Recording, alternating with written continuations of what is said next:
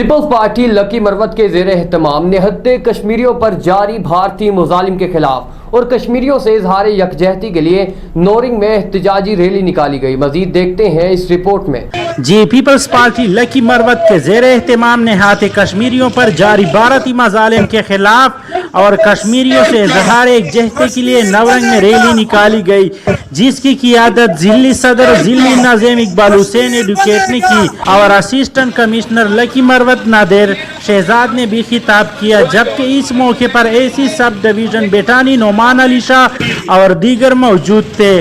Rally media centre Pasban Plaza Naurang سے شروع ہو کر بازار کے مختلف راستوں سے ہوتے ہوئی میڈیا سینٹر کے سامنے جلسے کی شکل اختیار کر گئی. مقررین نے خطاب کرتے ہوئے کہا کہ بھارتی حکومت نے مقبوضہ کشمیر پر ناجائز قبضہ کر رکھا ہے.